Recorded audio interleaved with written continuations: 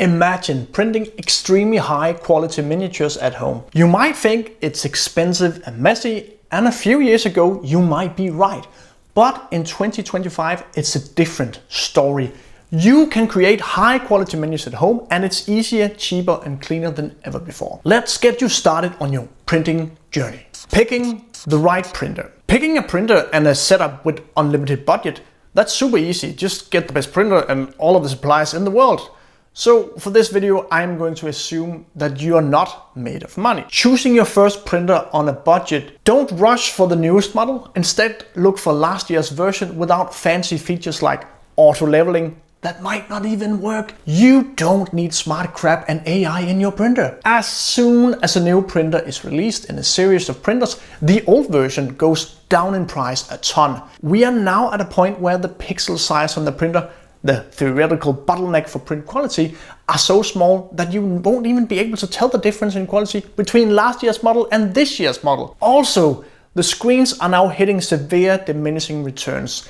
Going higher on pixel count, it's not gonna do a ton. This means it's very unlikely that future models will see any significant improvement in quality from what you can buy right now. Future models will likely only be a bit more feature refinement and not a lot more. You can get a super cheap small printer, 6 to 7 inch screen, where the XY size of the pixels are about 20 microns. 20 microns pixel size?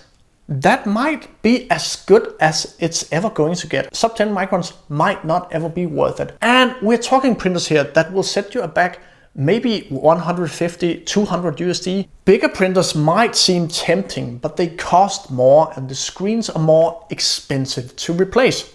Plus, because they have larger screen, it costs a lot more to create a screen with that sweet sub 30 micron pixel size. In this category, future models might get better on XY resolution, but not by a lot. That said, if you have the budget and want to print larger models, the upgrade is absolutely worth it to go 10-inch screen instead of 7-inch screen. You can really feel it when you're printing. You can always look on micronmonster.com, my website, for my current recommendation. There you can also find a free tool to compare printers according to price, specs and features. But the printer is only the start. You need some resin to print with. Picking the right resin. This is going to be extremely controversial and the haters will hate it. Some people online might tell you that choosing a water washable resin is a mistake. It's too brittle, you cannot actually wash it with water. It's the worst thing ever. Don't let that scare you. The truth is, using a water washable resin can make your life much easier, and especially when you're just starting out. But you need a good water washable resin.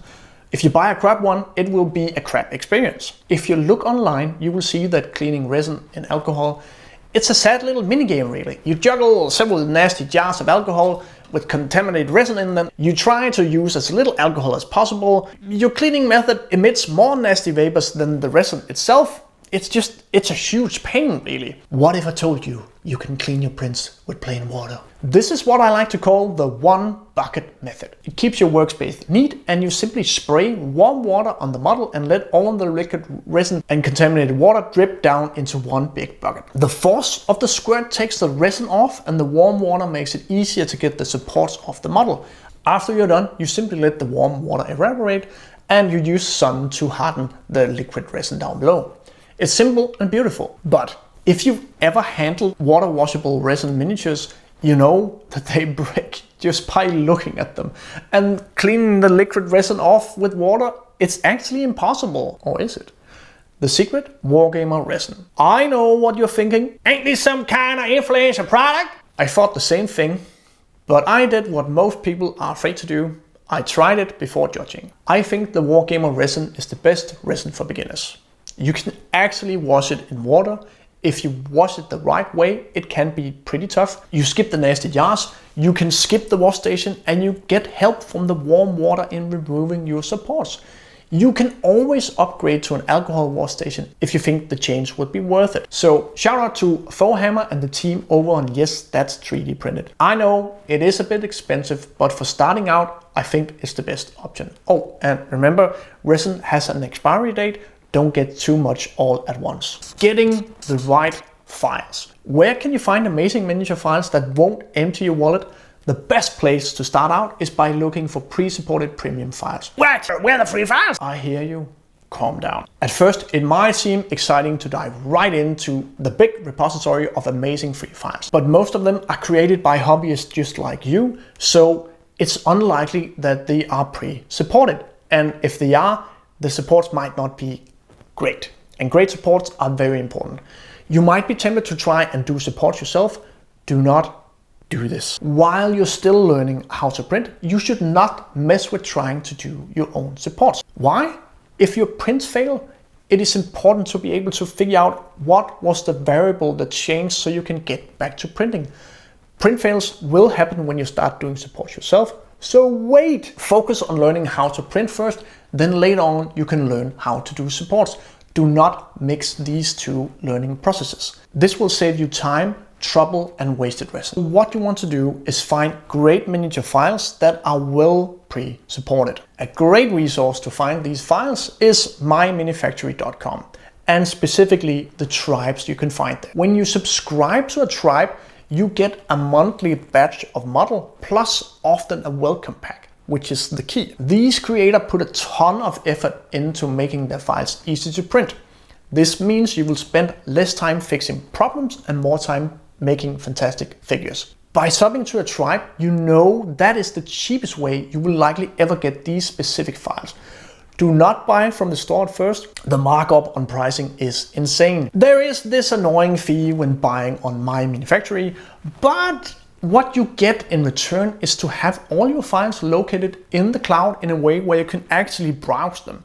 As a person with a library of 1.5 terabyte of STL files not in the cloud, searching that is absolutely a nightmare. I cannot find anything, I don't have pictures, and not to even mention the backup issue. It's a huge pain. It's also smart to hunt for free premium files. Many creators offer free samples or free subs to their tribe.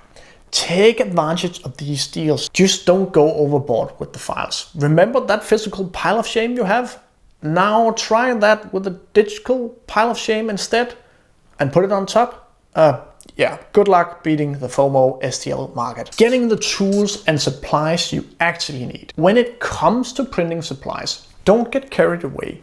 You don't need a ton of gadgets in the start, just get the basics that really make a difference. First, focus on safety. Wear a proper mask that fills organic vapors as well as nitrile. Gloves and protective glasses. These things will help keep fumes out of your system, resin off your skin and out of your eyes. If you're using a water washable resin, grab a big bucket with a lid and a squirt bottle for the water. If you decide to go alcohol instead, you will need several buckets with a strainer system and maybe even the wash station, which can get pricey, but I think it's worth it. And a lot of alcohol. Higher percentage cleans easier, but less can do it really.